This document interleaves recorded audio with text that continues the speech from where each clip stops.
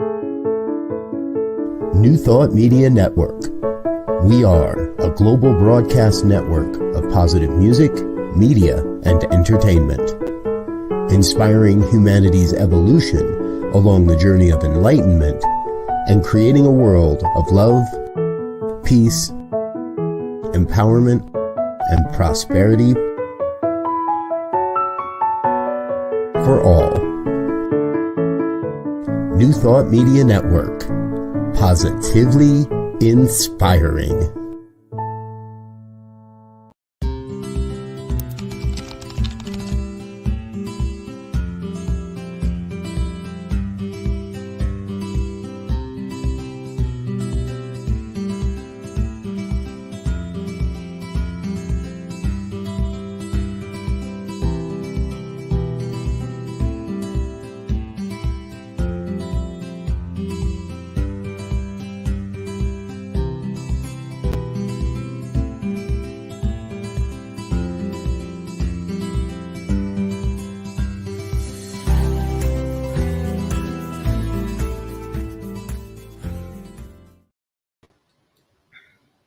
Good afternoon and welcome to Finding the Joy in the Journey. I'm Rev Gina and I am blessed to be here on New Thought Media Network. And I am here today to really have a heart-to-heart conversation with someone that I love and appreciate, and also someone that I have such respect for. You know, we are in this oneness of life. And when we look at the world, sometimes it doesn't feel that way. Finding the joy in the journey is about appreciating who and whose we are. That oneness, that thing called life, that's where joy is found within. So on this show, we always find different aspects, different ways to get to that place of joy, because it's not outside of us. It's not a race. It's not about bigger, better, faster, more, and what to accomplish. It's really about self-actualization and understanding we already have it, but we haven't been appreciating it, or we didn't recognize it because it looks different than we expected it to. So today we are going to talk about oneness. We are going to talk about unity and diversity. We're going to talk about Juneteenth. We're going to talk about love in all aspects of communication within this oneness. And I am so excited to have a brilliant guest to do that with. I can't think of anyone that I'd rather have this conversation with. And I'm so grateful I got the sacred yes. Today, my guest is the beautiful Dr. Tracy Brown. She is a magnificent teacher and author and speaker. She's an amazing woman.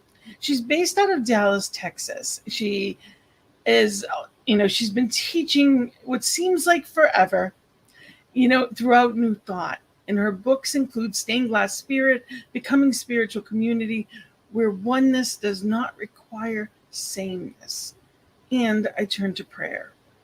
She's, again, based out of Dallas, Texas, actively involved as a teacher and leader in CSL Dallas to serve beyond her local community. She has produced or hosted 6 spiritually focused podcasts, including one on this wonderful network we'll tell you about soon, including Say Yes to Spirit and Spiritual Practices That Work.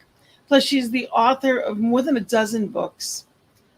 Since 1986, when Tracy was introduced to New Thought by Dr. Donald Curtis, she's used universal spiritual principles to infuse her life with peace and joy. She's a former chair of the CSL Leadership Council, recipient of the Ernest Holmes Award, and most recently selected to receive an honorary doctorate degree. Outside of CSL, she's the president of the International Inclusion Incorporated and is recognized nationally as an expert on diversity and inclusion in business organizations. So it's no surprise she founded Stained Glass Spirit, which I can't wait for her to talk about, to provide resources that help navigate the intersection of diversity, spirituality, and inclusion in spiritual communities. In addition to workshops and retreats, Tracy hosts the Intentionally Inclusive podcast specifically to focus on what leaders in spiritual communities should know and do to be inclusive. She challenges church leaders to explore their diversity welcome factor, to examine their inclusion worship factor, so that they can engage congregants and achieve their mission. So I know it may seem like a lot of words, but let me tell you, she does every one of them to the nth degree. She is an absolute wonder, and I am so grateful to have you here. How are you today? And welcome. Hey, Reverend Gina, I am great. And I'm sitting backstage going, like, really, like, okay, that's enough. Like, they don't need to know all of that. And I normally shorten them, but you have done some amazing things. And for Centers for Spiritual Living, you are one of the names that I heard of first when I came in the doors. And you're still one of the people that are leading the way on this inclusion in our common language. And that was one of the things we chatted about before even we got on today, is that common language, so we can have that sacred conversation, because it really is my heart speaking to yours.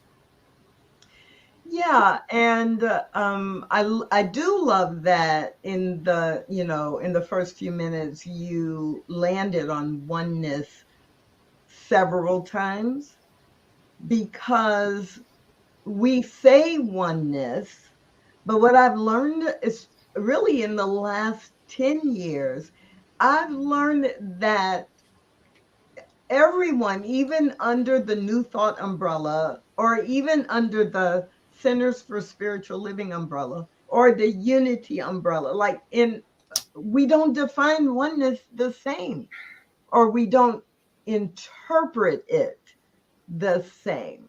So I think sometimes we interpret it the same. We just don't act that way. So can say it, we can say the words, but are we living what we're speaking? Are we embodying it on the level of belief? I think there is definitely a miss or a gap between speaking and doing. But even in the speaking, I hear some people talk about oneness as oneness means we're all the same. Oneness means there's only one of us. Oneness means that there is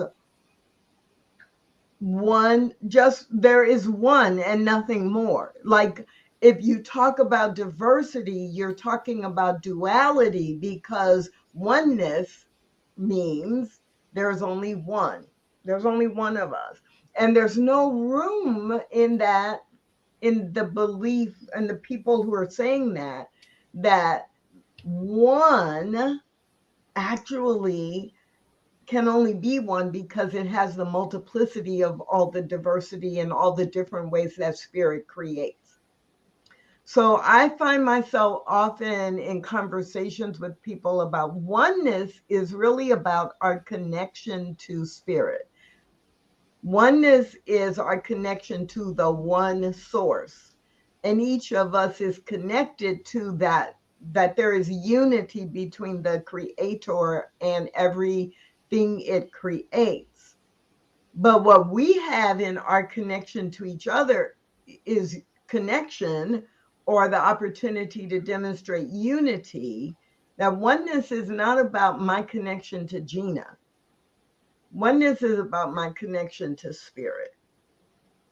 And we are each individualized expressions. So in the oneness, no one is more important than any other. That's the other part of oneness, that we are all made of stardust. We each are exactly the same, that it's not about anything that seems other than equality in every light is simply the delusion of ego. That we're caught up in this society that has told us whatever. Those are the false beliefs that were created and planted in us And we get a choice to consciously have these conversations of being the love. Are you trying to convince me that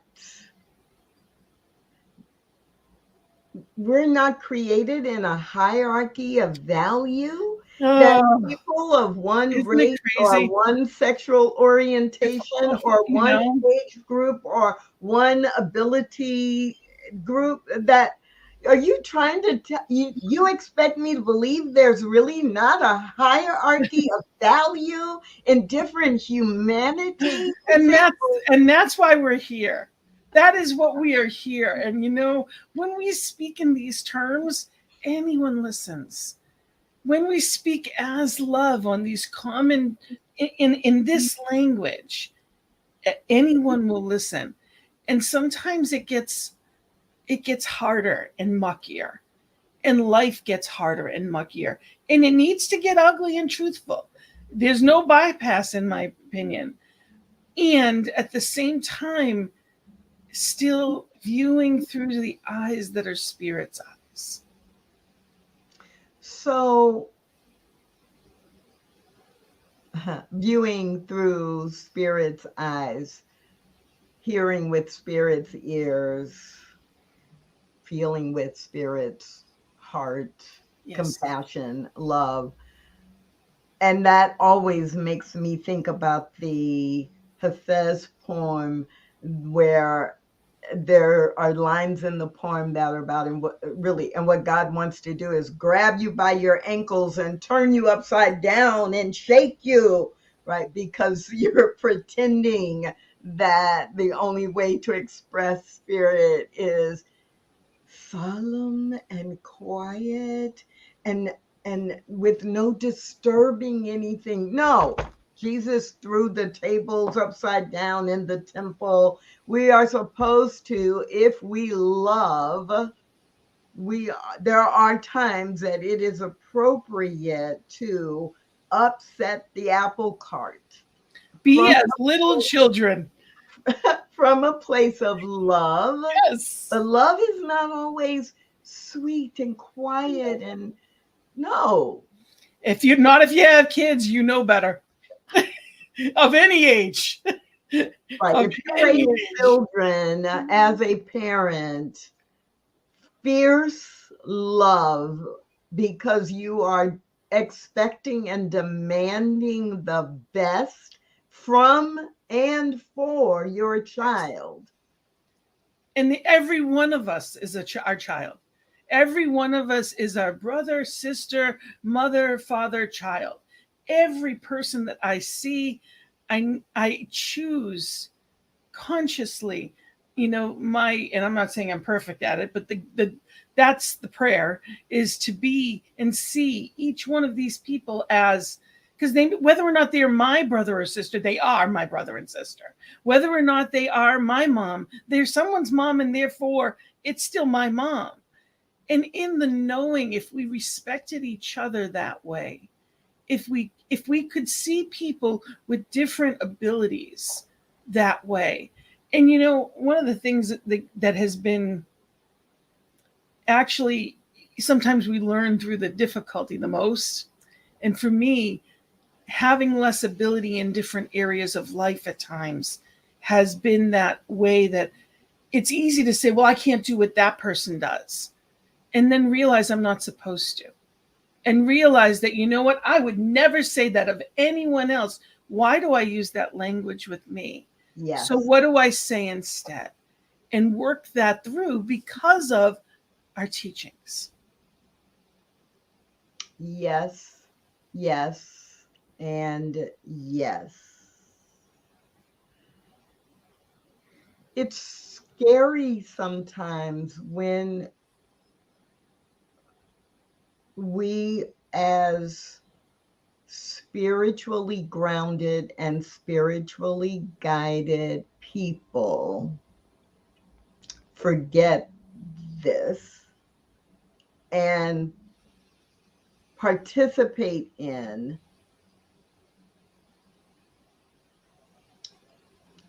the separation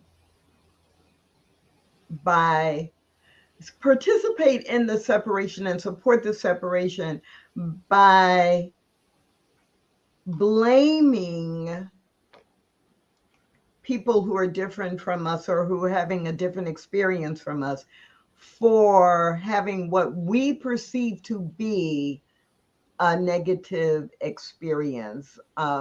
Example, when people have said to me in the past, well, Tracy, you're just so focused on racism. Racism doesn't exist. And, if you didn't have it in your consciousness, it wouldn't be happening to you, right? Or it wouldn't be happening, but it wouldn't be happening to you. Or when someone who self-identifies in the LGBTQ plus along the spectrum of all the different identities there, and they are told, well, you're choosing something that isn't accepted in society, and so all you have to do is choose something different. These are really people who have been, and these are people that mean well. Like, this isn't even someone that's trying to be rude. In their mind, they believe this. And that's why I think that the conversation around this needs to be so open to really allow the unfoldment of truths to be seen, because it can be said about anything that fear and fear of change so often causes people to build a wall. And if you're having this experience and you're saying it to me, you're almost blaming me. Therefore, you must be wrong because I didn't cause this.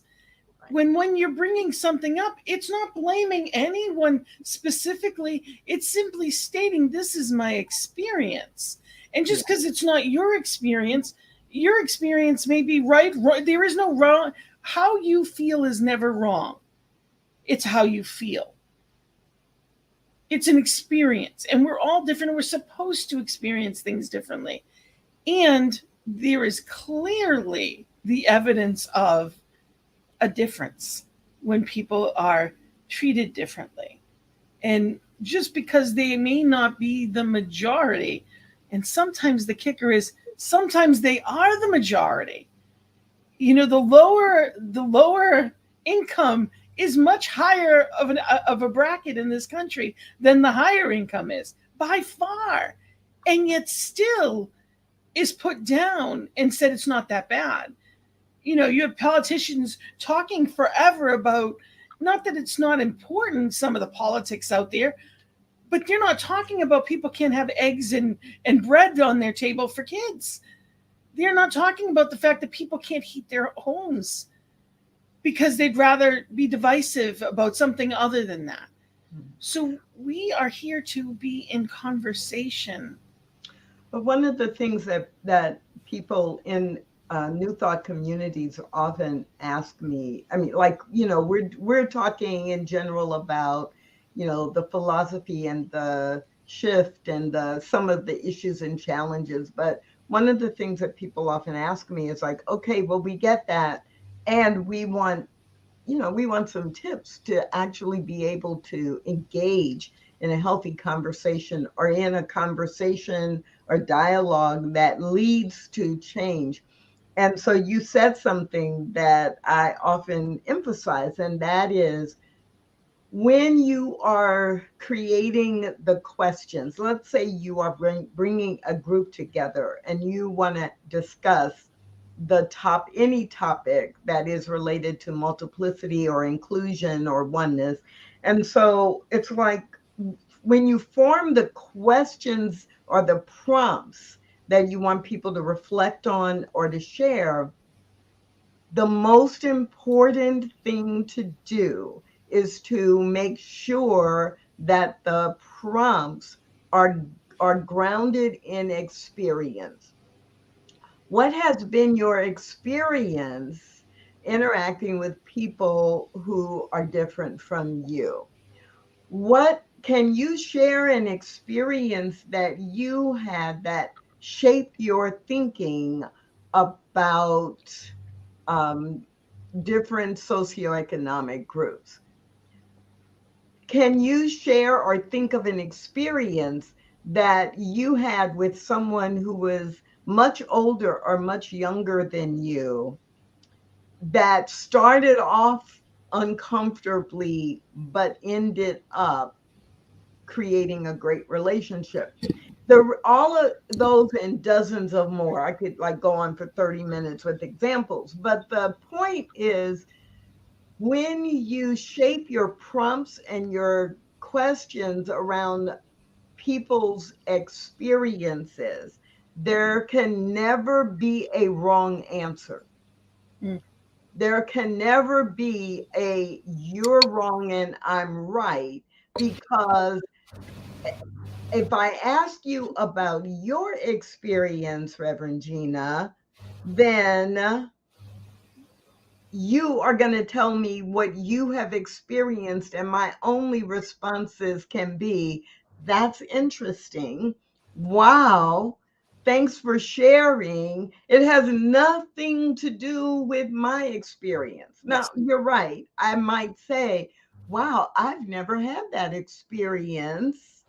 But then the conversation goes to, what's the impact of you having that experience? Because how would I know? I've never had that experience.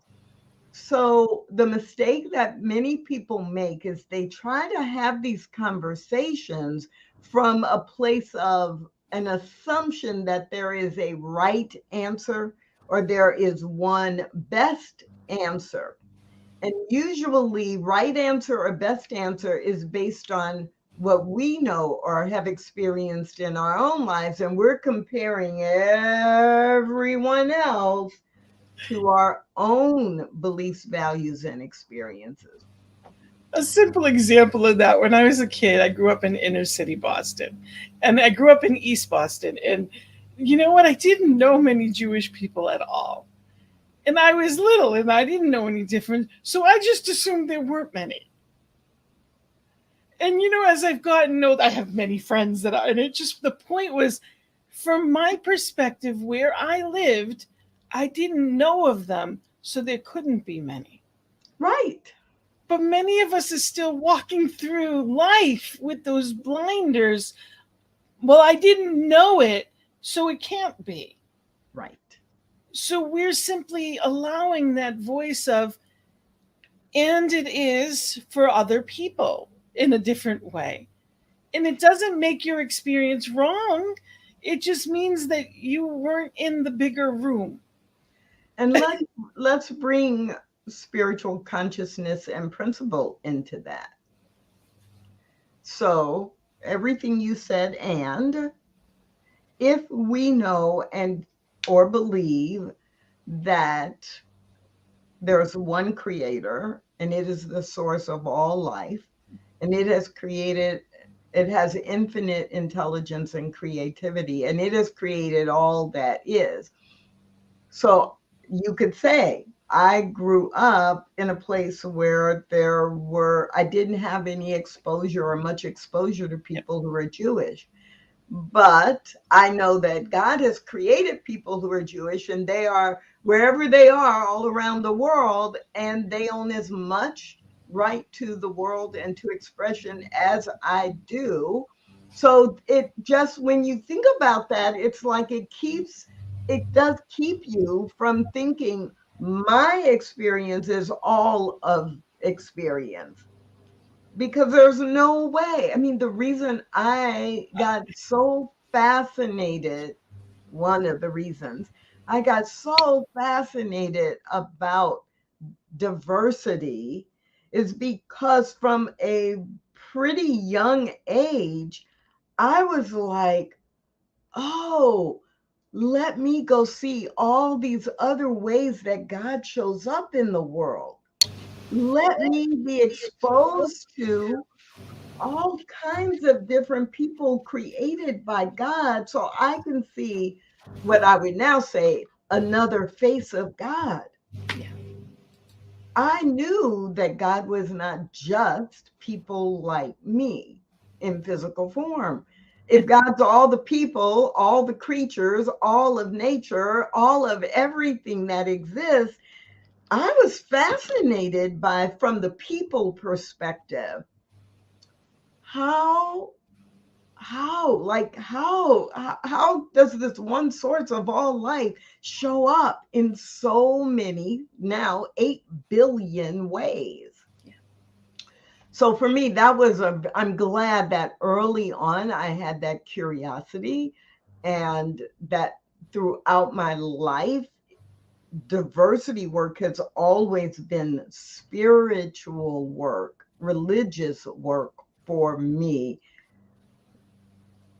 from my own curiosity. that's, I want to get back to the stained glass, as a perspective from that. But before we do, I wanted to make sure, this week is Juneteenth is coming up. Can you explain that? I think it's so important. Can you talk a little bit about Juneteenth and why it's important? And I know, I mean, there's things we were sharing before, and it's not that I don't believe it's important. Of course I do, or I wouldn't be bringing it up. But I'm not going to do it justice, and I'm not going to be able to say it in the way that I believe other people can. So I go to the people that can. For what I don't know, I go to the people that do know, and I can learn from. So, I think it's important that we have the words to use for the common conversation, and that's the divine timing of it. Great. So yes, Juneteenth, June 19th. Juneteenth is a holiday, became a federal holiday in 2022, but it's been a holiday or a day of celebration or a day that has been honored for a really long time, in different parts of the country. But what it represents is that, it represents that that was June 19th in 1865 is when General Granger, representing the federal government, came to Texas and announced and came to enforce or to make official the announcement that people who were enslaved, would now be free. So it wasn't the official end of slavery, but it was the announcement that here in Texas, which was kind of the last place, the furthest west, that had not actually announced and enforced the Emancipation Proclamation. So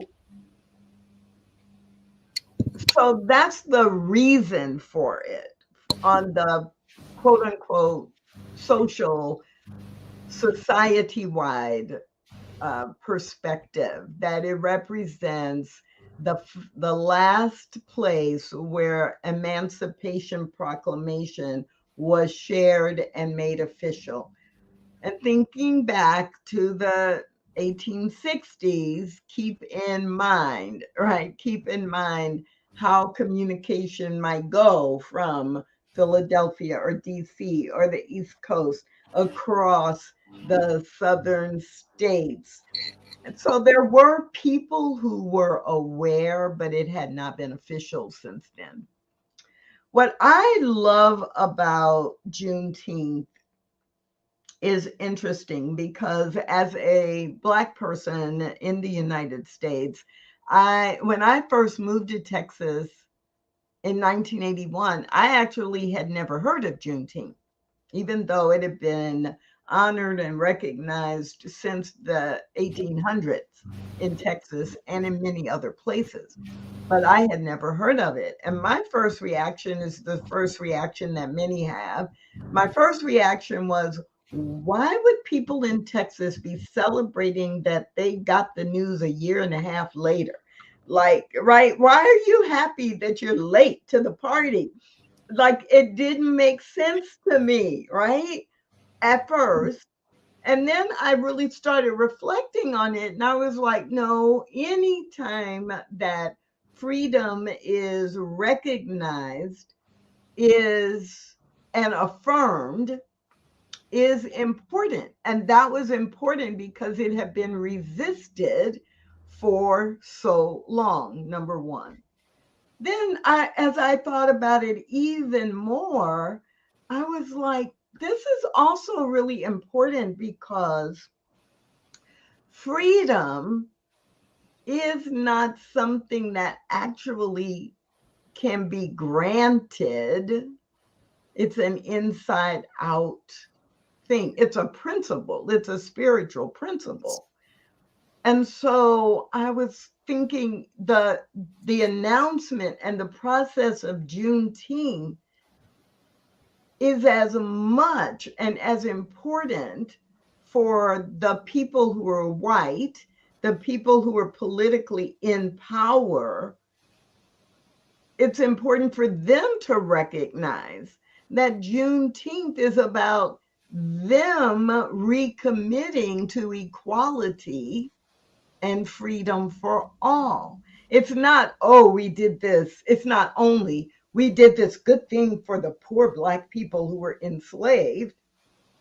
No, I want white people to recognize Juneteenth is a time to say, this is a place in history where we affirmed freedom is the birthright of all people, and that we affirmed it is not right to live with this hierarchy of people based on skin color or cultural background. And it is not just about us having the power to free somebody else. Really, we're freeing ourselves from false beliefs and inaccurate or inappropriate behaviors. So one other story related to that, and it is related to the spiritual aspect of freedom. So a couple of years ago, a group of us were creating a symposium, an online summit or symposium around Juneteenth. And we decided to name it Honoring Freedom. But it was really interesting how often the idea of freedom kept being interpreted based upon human limitations, duality, competition, polarity, and hatred. Like freedom, we got to fight for freedom. And yes, we're angry and okay.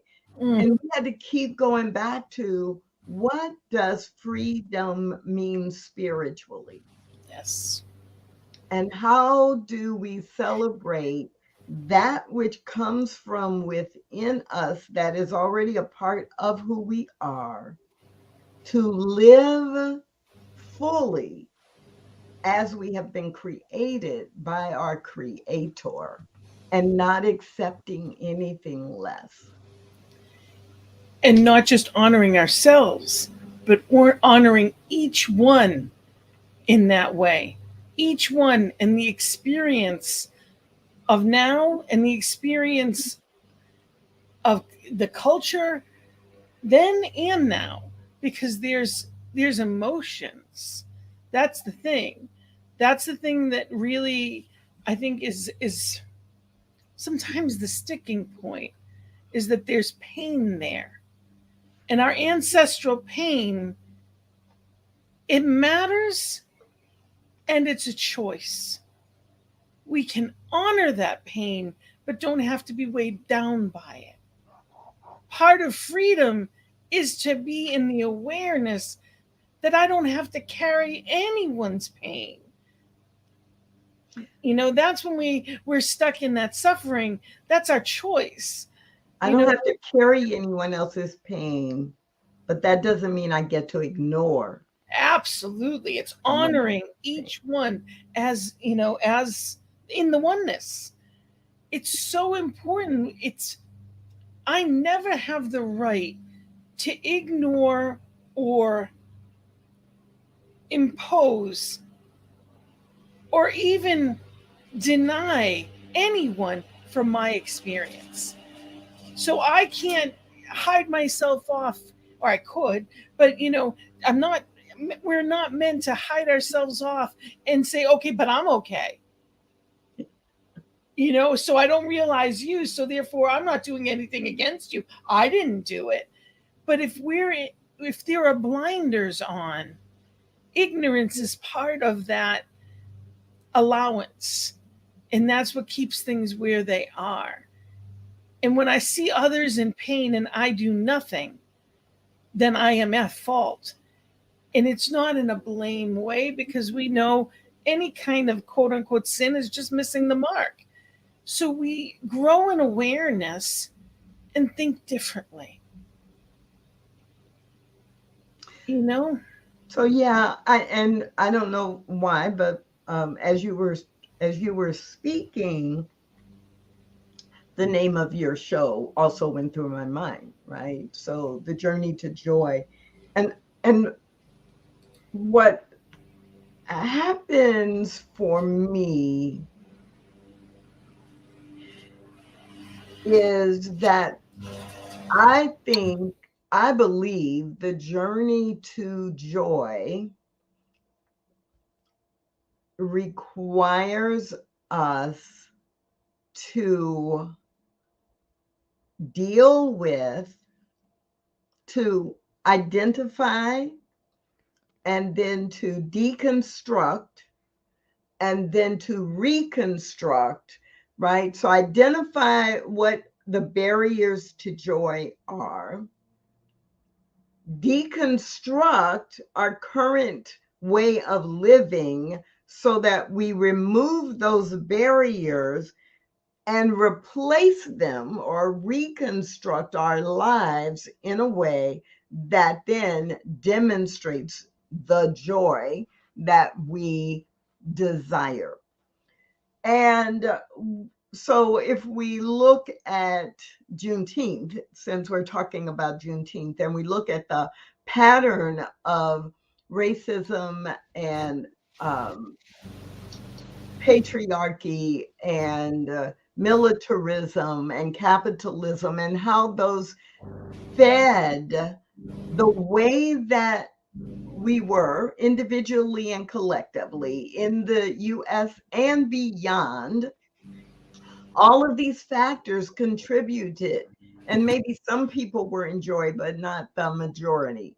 So if we say we want a society where joy is represented by freedom for all, because we've been saying for several hundred years that those are the values which we stand and build the US upon, then we have to identify and look right at all the things that are the barrier to joy. And then we have to say, what do we want instead? And we've been saying that by these are our values. This is the kind of nation we want to be. But then we have to reconstruct something new. We can't keep defaulting to the behaviors and the beliefs and the structures and the policies that have generated what we don't want.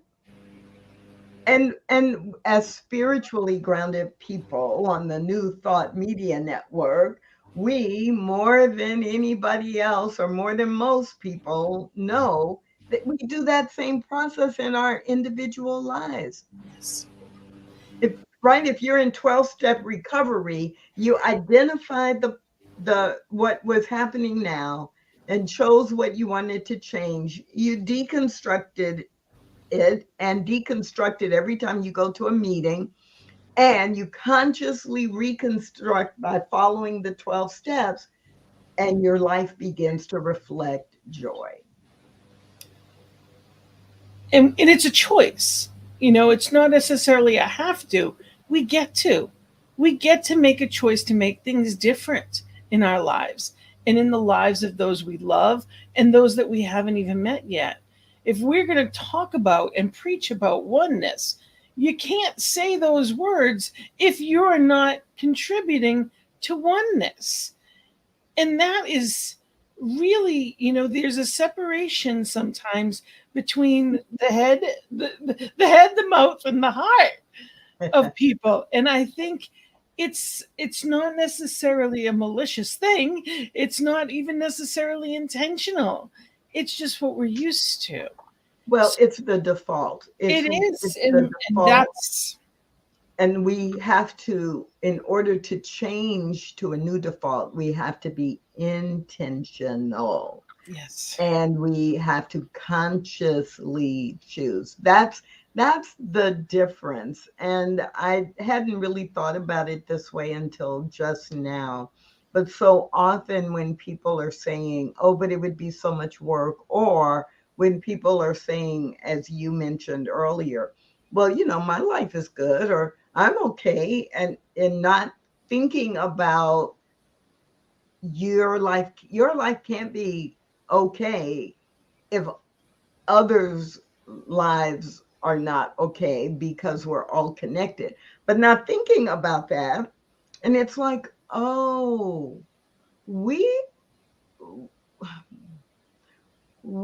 don't make that connection between change requires all of us to intentionally have different conversations, try new things, learn new things, practice new things in order to deliver a new outcome. It doesn't change if I don't contribute to the change. And it shows up easily if we're in the flow. It's not work. So when I show up and I honestly say, Spirit, what is mine to do? Show me the way. And I really live in a place of trying to be the love to the best of my ability. I am way imperfect at it. I'm not going to pretend. But when I try to be the love and show me how to, at CSL Greater Boston, show me how to include, how to, not only do I want to be inclusive, I want to be the rainbow that Boston is. I want us to be that love, to represent in that. And every time I vision, it's visioning in that love and being that. It shows up in amazing ways. We now have this partnership with a sister program, basically in Barbados. We started a foundations program this month, the foundations class, and it's showing up in different ways that are just beautiful. And it's not because I'm doing anything, and I'm not looking for ways. Spirit, it flows to you what is yours to do, like this conversation today. I know that I wouldn't do it justice. So I said, who would? Who do I know that when I hear them speak on this, it rings true to me? And I think that's what's really important. If we don't look for the response, but listen for the truth, it can shift so much. We're not looking for something. Every time we hear a conversation, it's not about trying to fix it ourselves, but simply listening for the truth and allowing Spirit to speak through it. Listening for the truth requires me to listen, to open up, to assume there's more than what I already know. So much more. And it's much more comfortable for me to believe I already know everything I need to know. Look how great my life is. I must be doing it right. So I don't need to listen for new information, new instruction, or new inspiration. I think many of us are stuck in that around some topic, if not this one. Right? That's the human pattern. Well, it's ego. That's the ego. I know best. Ego's always telling us that I know best, and I are, and it's us or them or all of that. That's its job. So we can either be love and we can be the spiritual beings that we are, or we live from the ego perspective. And we live in a society that teaches us that the ego is what's going to keep us alive. And we have part of us that are, we're really raised in that, they're out to get you, or they don't understand. They'll never understand. We're raised with all of these limiting beliefs that no longer serve us. And I am so grateful that we can just shine light on them. So indulge me, because this keeps coming up for me, and so I'm not exactly sure why, but I'm going to honor that it keeps coming up. Yep. So joy, mm-hmm. love, peace, even harmony, inherent qualities of God. Inherent qualities of God. So I get frustrated, and I own that I get frustrated by my experience with many people who are spiritually grounded, and even just earlier today, I was on Facebook and I was looking at a variety of different sites or different groups.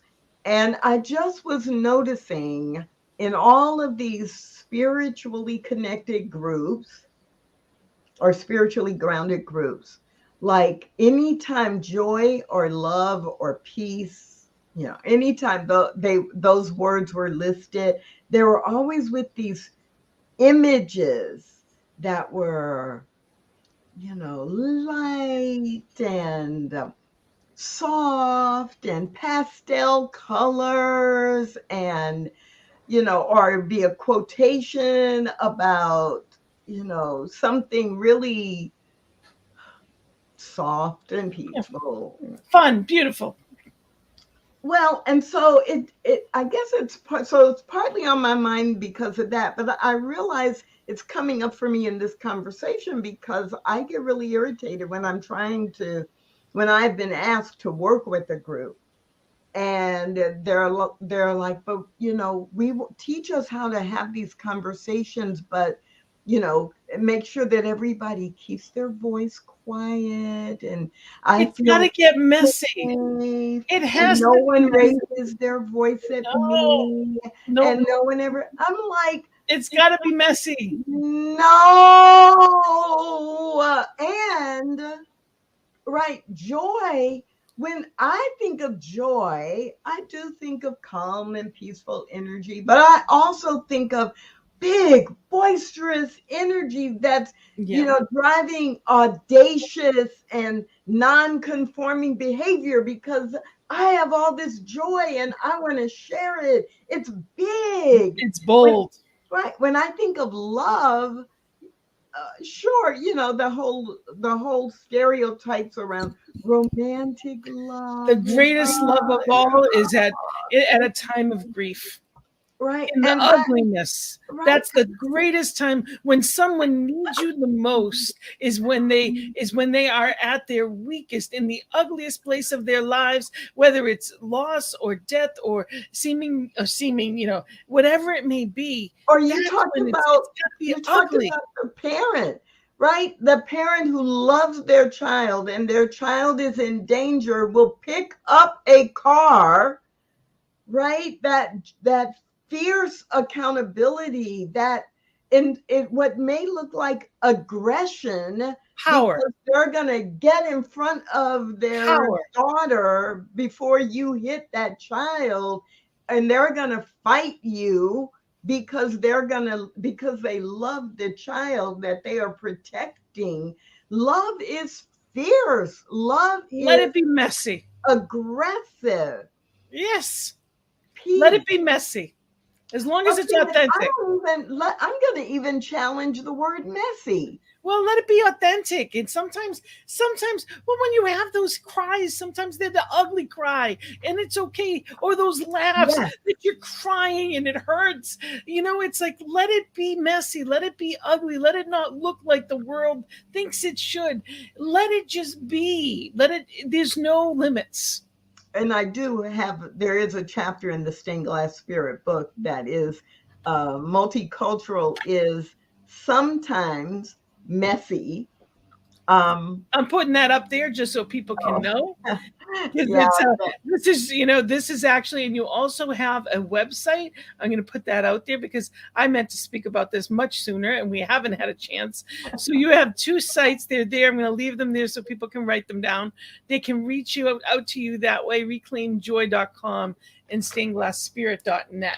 So go ahead. I'm sorry to interrupt you, but I want to make sure that. So there is a chapter in the Stained Glass Spirit book called Multicultural is Sometimes Messy. But,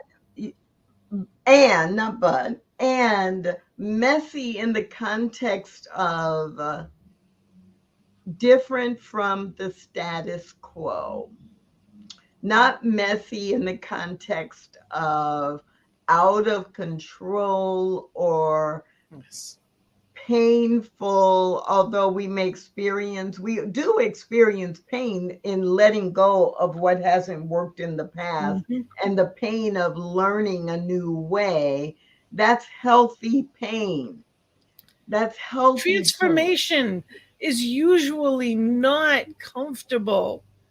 Look at a butterfly. Look at the chrysalis. Yes.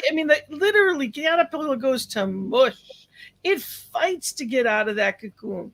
It's messy, but you know what? It's beautiful, and the freedom that transformation creates is worth it.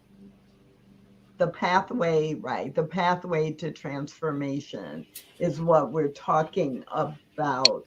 And so if we're on any journey, it is to move toward that place. As spiritual beings, our journey is about moving toward, constantly, consistently moving toward the place where our mental and physical and emotional and financial priorities are expressing in alignment with our spiritual truth.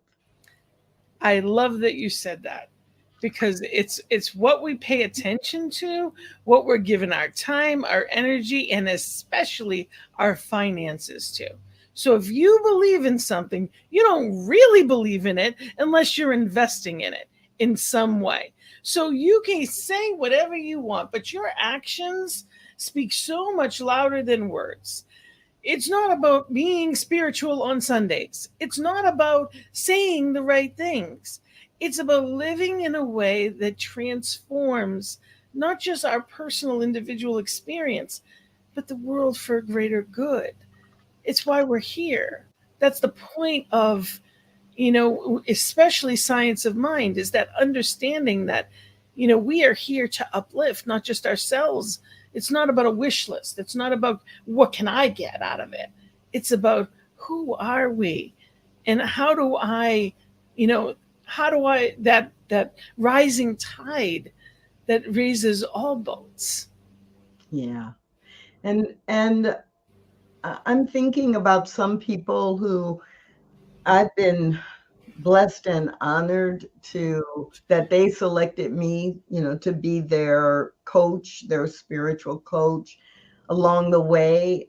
And I cannot think of anyone who experienced transformation in their lives who didn't have to navigate looking at the hard truths, looking at all the things and the false beliefs and the old stories that had delivered them to where they were when we started the coaching process, and having to identify, having to name, claim, and admit, oh, if I want something different in my life, then I have to do something different. I have to understand spiritual principle differently. I have to learn some things. I have to practice some things I've never practiced before. And Here's a novel concept. If I want different, I have to say and do different. Right.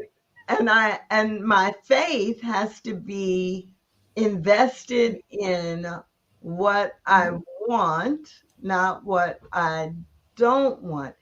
And so, as it relates to diversity and inclusion, whether it's race or religion or physical disabilities or sexual orientation or gender identity or socioeconomic status or climate change or political polarity, if we want to change any and all of those things so that we can experience oneness in the world, then we have to be willing to have uncomfortable conversations, choose different behaviors, learn different solutions, apply those solutions, and we have to learn to do it together with people who are different from us. Otherwise, it will never happen. Just be love. Let's show up as love today and allow that to show us what the next right step is. And as easy as that sounds, it's a practice that when we start it, once we start that practice, Spirit, let me be loved today, and we show up with that genuine intention, the rest flows. Spirit does not make tough work for anyone that goes to meet. It's right within you. There's nowhere to go. So we could speak forever, and it definitely we're at that time that we have to wrap up, and I am so grateful for this conversation and the love that you bring in so many ways, and your poetic way of saying that. And on that note, your poetic way, you have a show here on this beautiful network. New Thought Media Network is so happy to have you. Tuesdays at noon Mountain Time, poetry, prayer, and practice. And I'm so excited that you are here on this network and all that you do. I know you have 6 different podcasts that you work on.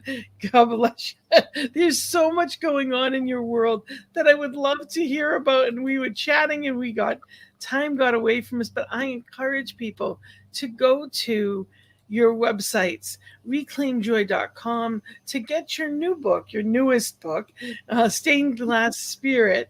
Go to stainedglassspirit.net. And there's a lot of tools and ways that people can find out where to begin with some of this. So I encourage people, to remember that you are available to speak, facilitate, lead conferences, and also in the corporate world.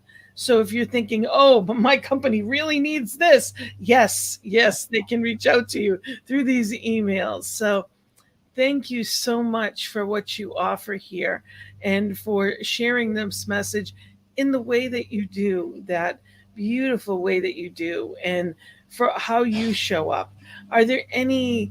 I also encourage you to get the written treatments that you send out weekly, the Treatment Tuesday. So... it's a website of itself, but you're on Facebook and you're on LinkedIn, and people can find you as well. And I encourage them to do that. Any last words, any comments that you'd like to share? Just one thing. It's hard work, but anything that we are really committed to can be hard work. So I just invite, if you, like me, are committed to transformation happening, so that we can reflect the harmony that is Spirit's intention and create heaven on earth in terms of how people who are different from one another engage with one another, then absolutely, I'd love it if you would reach out to me and become part of my network and allow me to become part of your network. Because we can't do it alone. So, absolutely. Thank you so much. Let's let it be easy. Let's let it be joyful. Let us celebrate each other. And on this conversation is going to continue this evening on our Sacred Circle at 7. It's going to be actually hosted by Sonia Hart, is a practitioner that works with our community that is wonderful. And she's going to be talking about freedom and celebrating, this oneness, and we'll continue this conversation. And I encourage you, join us. It's on the CSL Greater Boston website, a Facebook page as well. And you can reach me at Gina at cslboston.org. Actually, sorry about that. Gina at cslboston.org is the best way to reach me. And I look forward to hearing from you. Thank you, Tracy, for being here with us. Thank you, everyone, for being part of this. And, be the light we wish to see in the world. Yes. Let us celebrate it and know that we can let it be easy and joyful. Let's be that love. Blessings and love. Namaste. On behalf of everyone at New Thought Media Network, thank you for being a member of our virtual family. Your financial contributions help share the New Thought message with people from around the world. Please visit and contribute at www.ntmedia.org/donate. New Thought Media Network. Come be you. And please like, share, and subscribe. Until next time, peace and blessings.